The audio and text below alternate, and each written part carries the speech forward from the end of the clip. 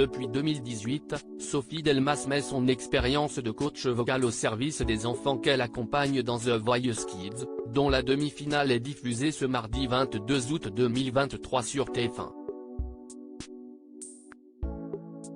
Zoom sur cette chanteuse de 53 ans au métier pas comme les autres. C'est l'un des plus beaux cadeaux que la vie m'ait offert, nous confie Sophie Delmas en évoquant son rôle de coach vocal pour l'équipe de Kenji Girac dans The Voice Kids 9, le télécrochet phare toujours animé par Nikos Aliagas, et dont la demi-finale se déroulera ce 22 août dès 21h10 sur TF1. Chaque mardi, en coulisses, cette maman, surnom donné par une partie de la production, prodigue ses précieux conseils aux jeunes talents avant leur prestation en plateau. La scène est un lieu qu'elle connaît par cœur. Ce métier a toujours été une évidence pour la chanteuse. C'est même toute sa vie depuis plus de 35 ans. Sophie Delmas, la coach vocale de The Voice Kids, a partagé la scène de Bercy avec Maria Carey. Née en 1970 à Villeneuve-la-Garenne, Sophie tient sa passion de ses grands-parents, anciens chanteurs d'opéra à Toulouse.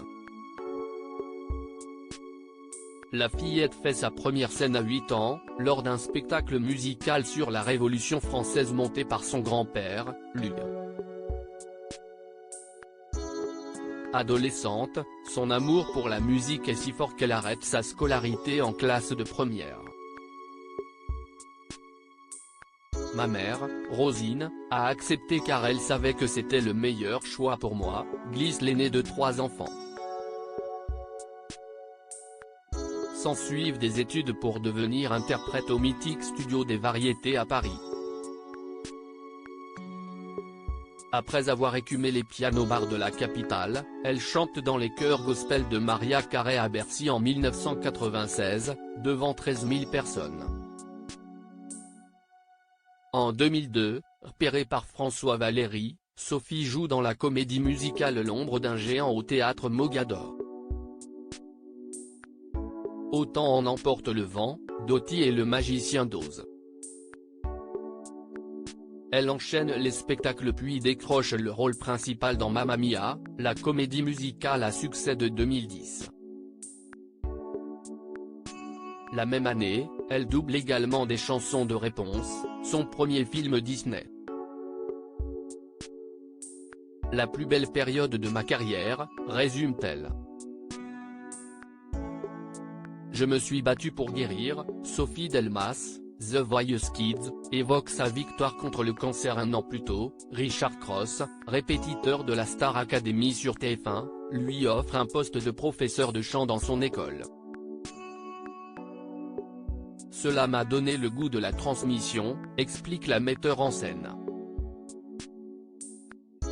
En 2014, la chanteuse participe à The Voice aux côtés de Florent Pagny jusqu'à l'étape des Battles. Une aventure décisive pour la suite de sa carrière. 4 ans après, la production lui propose d'être coach vocal pour la version enfant du programme. Elle y découvre une famille soudée, véritable soutien lorsqu'elle connaît les affres du cancer en 2019.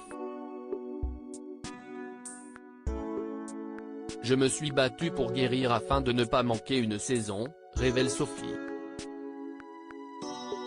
Dans l'avenir, elle souhaiterait développer son rôle de metteur en scène et continuer à transmettre dans The Voice Kids. Et en tant qu'artiste, j'aimerais avoir encore l'opportunité de mettre mon expérience au service d'un beau rôle, conclut la chanteuse. Entre le coaching, le doublage et la création de spectacles, l'artiste, plus forte que jamais, a trouvé sa voie.